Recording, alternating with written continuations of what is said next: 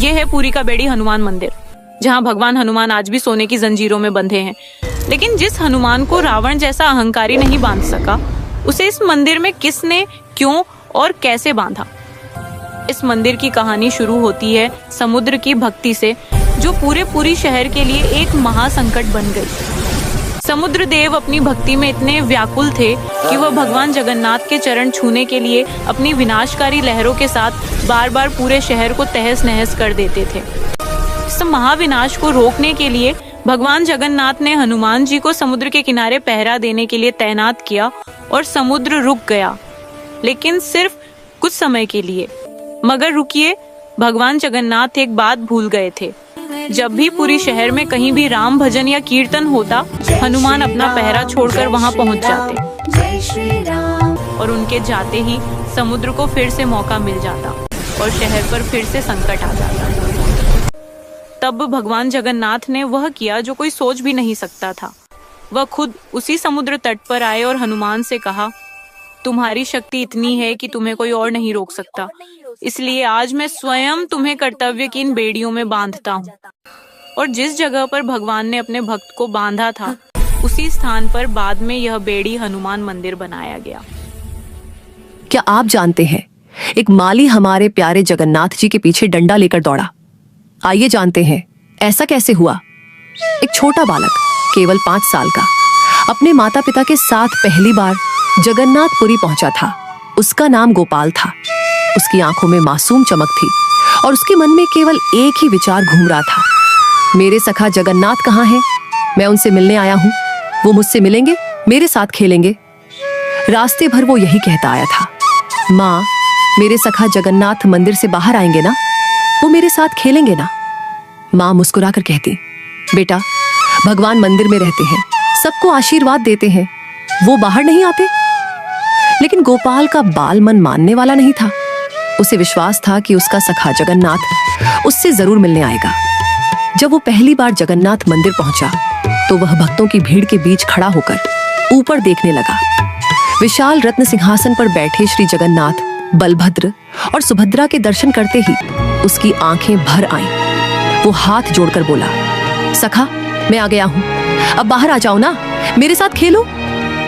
उसके आसपास खड़े लोग मुस्कुरा रहे थे। कोई बोला, अरे बच्चा तो बड़ा प्यारा है, देखो भगवान को सखा बुला रहा है। लेकिन गोपाल को किसी की परवाह नहीं थी। वो द्वार के पास बैठ गया और बोला, जब तक मेरे सखा नहीं आएंगे मैं यहीं बैठा रहूंगा। शाम ढल गई, दीपक जलने लगे, पुरी की गलियां सुनहरी रोशनी में डूब गई। लेकिन वो छोटा बालक अब भी मंदिर के बाहर बैठा था। माता पिता ने बहुत समझाया, चलो बेटा मंदिर बंद हो जाएगा, कल फिर आना। पर गोपाल ने सिर हिलाकर कहा, नहीं, सखा ने कहा था वो आएंगे, मैं यहीं रहूंगा। उसकी आंखों में अब आंसू झिलमिला रहे थे। धीरे धीरे रात उतर आई। समुद्र की लहरों की आवाज और मंदिर की घंटियों का नाद एक साथ गूंजने लगा। तभी अचानक मंदिर के भीतर से एक मधुर ध्वनि उठी। वातावरण में चंदन और तुलसी की गंध फैल गई। गोपाल ने सिर उठाया तो देखा, मंदिर के भीतर से एक दिव्य प्रकाश निकल रहा है। वो चमक धीरे धीरे बढ़ी और उसी में से स्वयं श्री जगन्नाथ प्रकट हुए। लेकिन वे विशाल मूर्ति के समान नहीं थे। वे भी गोपाल जैसे ही बाल स्वरूप में थे, नीली आभा वाले, मुस्कुराते हुए, और उनके नन्हे हाथ में पीतांबर की किनारी लहरा रही थी। वे आगे बढ़े, गोपाल का हाथ पकड़ा और बोले, चल सखा, बहुत देर से बुला रहा है, अब खेलते हैं। गोपाल की आंखें चौड़ी हो गई। उसका चेहरा खिल उठा। आप सच में आ गए सखा, सब कहते थे आप बाहर नहीं आते। जगन्नाथ मुस्कुराए। जिसका प्रेम सच्चा हो उसे जगन्नाथ कभी इनकार नहीं करते।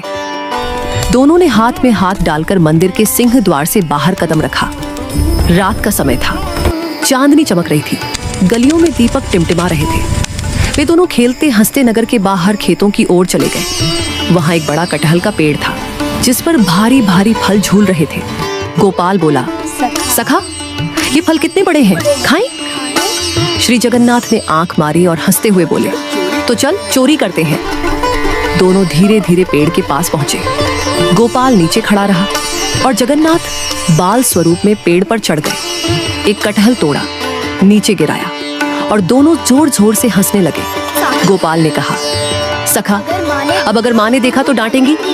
जगन्नाथ ने हंसते हुए कहा, अगर माँ डांटेंगी तो मैं बोल दूंगा मैंने दिया है। दोनों पेड़ के नीचे बैठ गए, कटहल के मीठे टुकड़े तोड़े और खाने लगे। गोपाल के होठों पर रस लग गया तो जगन्नाथ ने अपनी छोटी उंगली से पोंछ दिया। उस पल में मानो समय थम गया। केवल बालक और भगवान दोनों के बीच असीम स्नेह बह रहा था। तभी उस बगीचे का माली उन्हें देख लेता है और डंडा लेकर उनके पीछे पड़ जाता है। वो दोनों भागकर वापस पूरी मंदिर आ जाते हैं। धीरे धीरे रात बीत गई। जब सुबह की किरणें मंदिर की चोटी पर पड़ी तब पुजारी मंदिर खोलने आए। उसी समय गोपाल के माता पिता ने देखा कि उनका बेटा मंदिर के द्वार के पास सोया है। चेहरे पर मुस्कान है और उसके बगल में आधा खाया हुआ कटहल रखा है। वे बोले, बेटा ये कहां से आया? गोपाल ने नींदी आवाज में कहा, सखा जगन्नाथ मेरे साथ खेले थे, उन्होंने कटहल तोड़ा था। माँ ने कहा, बेटा तुमने सपना देखा होगा। तभी मंदिर के पुजारी दौड़ते हुए आए। वे बोले, आज मंदिर में एक अद्भुत बात हुई। श्री जगन्नाथ के श्री विग्रह के हाथों पर कटहल का रस लगा मिला है और मंदिर के बाग से एक कटहल भी गायब है। सब लोग चकित रह गए। गोपाल मुस्कुराया और मंदिर की दिशा में देखा, जैसे कोई अदृश्य सखा वहीं खड़ा मुस्कुरा रहा हो। जिसका प्रेम बालक जैसा निर्मल हो, उसे स्वयं जगन्नाथ सखा बनकर मिलने आते हैं। कौन थी वह साधारण लड़की जिसके गीत सुनने के लिए स्वयं भगवान जगन्नाथ रात में बैंगन के खेतों तक पहुंच गए? उड़ीसा की पवित्र भूमि में एक साधारण बैंगन बेचने वाला व्यक्ति रहता था, जिसकी एक बालिका थी, भोली, निश्चल और प्रेम से भरी हुई।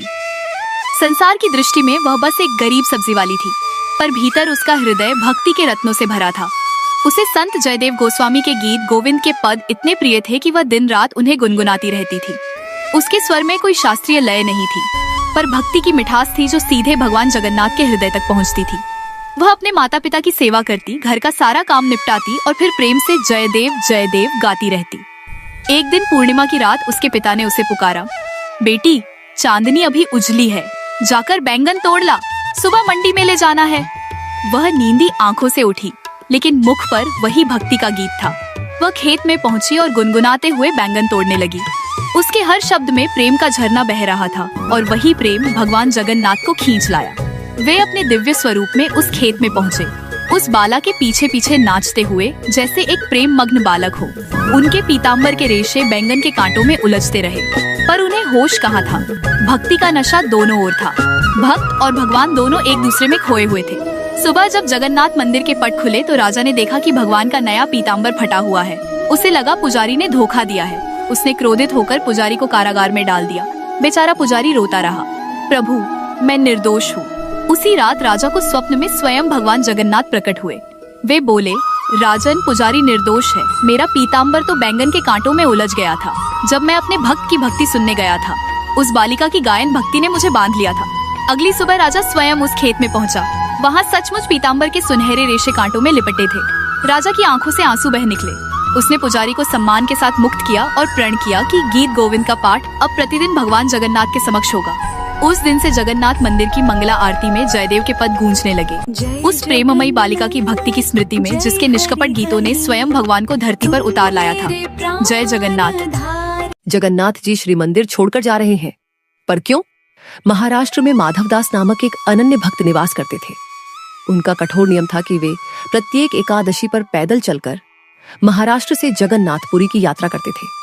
पुरी पहुंचकर वे प्रातःकाल समुद्र में स्नान करते, महाप्रसाद ग्रहण करते और रात्रि को शयन आरती के उपरांत मंदिर के बाहर बैठकर भावपूर्ण कीर्तन करते। महाप्रभु जगन्नाथ जी उनकी इस अटूट भक्ति से अत्यंत प्रसन्न रहते थे और उन्हें अपना अपार स्नेह देते थे। समय बीतता गया और माधवदास का शरीर वृद्ध होने लगा। अब उनमें वह शारीरिक बल नहीं रहा था, परंतु उनकी भक्ति का नियम तनिक भी नहीं डिगा। उनका मन आज भी प्रभु के चरणों में अटल था। महाप्रभु जगन्नाथ जी को अपने प्रिय भक्त के कष्ट पर दया आ गई। जब अगली एकादशी पर माधवदासपुरी पहुंचे और अपनी नित्य कीर्तन सेवा कर रहे थे, उन्होंने आंखें बंद करके प्रभु का ध्यान लगाया। तभी उनके ध्यान में जगन्नाथ जी प्रकट हुए और मधुर वाणी में बोले, माधवदास अब तुम पुरी मत आया करो, तुम्हारी वृद्धावस्था देखकर मेरे हृदय को बड़ा कष्ट होता है। माधवदास की आंखों में अश्रु आ गए। उन्होंने विनम्रता से कहा, हे महाप्रभु, यदि आपको मेरे आने से कष्ट होता है तो मैं समझता हूं कि अब आना उचित नहीं है, परंतु नाथ, यदि अगली एकादशी को आपके दर्शन नहीं हुए तो मेरे प्राण ही निकल जाएंगे। जगन्नाथ जी मुस्कुराए और बोले, माधव, ठीक है, तो एक उपाय किया जा सकता है जिससे तुम्हें पुरी भी ना आना पड़े और तुम मेरे दर्शन भी कर सको। माधवदास विस्मित होकर बोले, प्रभु, यह कैसे संभव है? जगन्नाथ जी बोले, अगली एकादशी को जब तुम पुरी आओगे तो अपने साथ एक बैलगाड़ी ले आना। मैं भी तुम्हारे साथ तुम्हारे घर चलूंगा।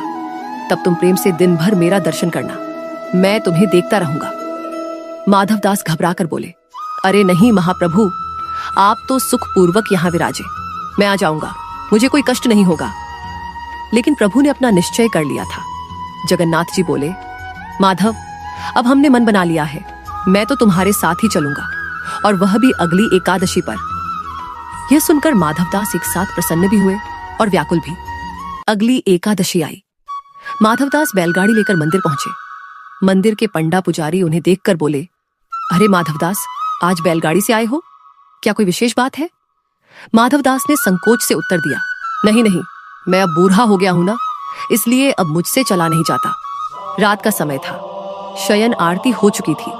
माधवदास बाहर बैठे उत्सुकता से प्रभु की प्रतीक्षा कर रहे थे। तभी उन्होंने क्या देखा? पीतांबरी धारण की, सिर पर मोर पंख लगाए, साक्षात महाप्रभु जगन्नाथ मंदिर से बाहर आ रहे हैं। और वे अकेले नहीं आए, उन्होंने अपने सभी अंग वस्त्र एक पोटली में बांध रखे थे और उसे लेकर माधवदास के समीप आ रहे थे। माधवदास ने फिर आग्रह किया, प्रभु, फिर सोच लीजिए, आपको चलना है या यहीं रुकना है? तो जगन्नाथ जी ने अपने भक्त के संकल्प को सम्मान देते हुए कहा, अब तो तय हो चुका है माधव, हम तुम्हारे संग ही चलेंगे। माधवदास मन ही मन विचार कर रहे थे, मैं तो बार बार मना कर रहा हूँ, पर इन्हें तो मेरे साथ ही चलना है। जब वे बैलगाड़ी के पास पहुंचे तो जगन्नाथ जी बोले, माधवदास, ये बैल तो बहुत बुरे हैं, यदि मैं त्रिलोक का भार लेकर बैठ गया तो ये यहीं से बैकुंठ सिद्धार्थ जाएंगे। भोले माधवदास ने कहा, प्रभु, अब तो मुझे यही मिली, इसी से काम चला लीजिए। जगन्नाथ जी ने सहमति दी, ठीक है, और जैसे ही उन्होंने अपना कोमल हाथ उन बैलों पर फेरा, दोनों बैल तत्काल स्वस्थ और बलिष्ठ हो गए। जगन्नाथ जी बोले, हटो, अब इसे मैं चलाऊंगा, यह मेरे काम की चीज है। माधवदास बोले, प्रभु, मैं ही चला लूंगा, आप छोड़ दिए। जगन्नाथ जी ने हट किया, नहीं, इसे मैं ही हाँक कर ले जाऊंगा। इस प्रकार सामने सारथी बनकर द्वारकाधीश स्वयं बैल हाँक रहे थे और पीछे सीधे सादे माधवदास बैठे थे। जैसे ही मंगला आरती का समय हुआ, सब पुजारी मंदिर में पहुंचे। उन्होंने देखा कि सुभद्रा जी और बलभद्र जी तो विराजित हैं, पर जगन्नाथ जी कहाँ गए? पूरे नगर में हल्ला मच गया, जगन्नाथ जी चोरी हो गए, उन्हें ढूंढो। सबका संदेह सीधे माधवदास पर गया, क्योंकि वही रात भर मंदिर के बाहर रहते थे। जगन्नाथ जी को भान हो गया कि सब पंडा पुजारी उन्हें ढूंढते हुए माधवदास के पास आ रहे हैं। वे अब भी पुरी की सीमा से बाहर नहीं निकले थे। जगन्नाथ जी ने कहा, माधवदास, तुम मुझे कहीं छिपा दो, देखो सब पंडा पुजारी आ रहे हैं तुम्हारे पास। पास ही एक तालाब था, जिसके पीछे एक गुफा जैसी जगह बनी थी। माधवदास ने जगन्नाथ जी को वहीं छिपा दिया, परंतु प्रभु की पीतांबरी, पीले वस्त्र का एक छोर असावधानीवश बैलगाड़ी में रह गया। जब पंडा पुजारी वहां पहुंचे और तलाशी लेने लगे तो उन्हें वह पीतांबरी का छोर दिख गया। उन्होंने बिना कुछ पूछे समझे माधवदास पर मारपीट शुरू कर दी। तभी पास के तालाब से एक गंभीर और क्रोधपूर्ण आवाज आई, अरे मूर्खों, तुम्हें क्या लगता है मुझे कोई अपनी मर्जी से उठा ले जा सकता है? नहीं, मैं स्वयं चलकर आया हूं। सबने विस्मित होकर देखा कि जगन्नाथ जी के श्रीअंग से रक्त बह रहा है और उस रक्त से पूरा तालाब रक्त मंडित लाल हो गया है। सब हाथ जोड़कर बोले, क्षमा कर दीजिए महाप्रभु। महाप्रभु बोले, क्षमा नहीं मिलेगी, जाओ, मेरे भक्त को मारते हो, तुम्हें लज्जा नहीं आती? और जगन्नाथ जी अपने प्रिय भक्त माधवदास के साथ वहां से चले गए। कुछ दिन बाद वही पुजारी फिर से माधवदास के पास पहुंचे और गिड़गिड़ाकर बोले, महाप्रभु, हम दरिद्र हैं, हमारी रोज रोटी कैसे चलेगी? अब आप तो चले आए, हमारा पेट कैसे भरेगा? जगन्नाथ जी ने व्यंग्य से कहा, यही अंतर है मेरे सच्चे भक्त में और इन बगुला भक्तों में। फिर उन्होंने कहा, ठीक है, हम अपने भार के बराबर तुम लोगों को सोना दे देते हैं, तुम्हारी आजीविका हो जाएगी ना? पुजारी मन ही मन बहुत खुश हुए। उन्होंने सोचा, जगन्नाथ जी तो भारी भरकम है, हमें बहुत सोना मिलेगा। सब बोले, हाँ प्रभु, यह स्वीकार है। जगन्नाथ जी ने माधवदास से कहा, माधवदास व्यवस्था करो। माधवदास बोले, प्रभु यह अनुचित है, मेरे पास इतना सोना देने को है ही नहीं, मैं कहां से लाऊंगा इतना सोना। जगन्नाथ जी बोले, माधव तुम्हारी पत्नी की नाक पर जो सोने का कील नथ है वह ले आओ, और साथ में एक तुलसी का पत्ता भी, बाकी हम दिखाते हैं, आखिर हम भी तो परमात्मा हैं। जैसे ही तौलना नापना शुरू हुआ तो उस छोटी सी सोने की कील और एक तुलसी के पत्ते से भी कम भार के महाप्रभु हो गए। जगन्नाथ जी ने उन पुजारियों से कहा, जाओ ले लो अपनी संपत्ति, तुम्हें धन ही चाहिए ना। अब उन पुजारियों के पास कुछ कहने का साहस न रहा, वे सब खाली हाथ पुरी लौट आए। अगर आपको भी महाप्रभु जगन्नाथ जी की कहानी सुनना पसंद है तो अभी इस चैनल को सब्सक्राइब करें, फिर कमेंट में लिखें जय जगन्नाथ, और स्क्रीन के ऊपर जो अगला वीडियो दिख रहा है उसे देखकर उसमें भी लिख दीजिए जय जगन्नाथ।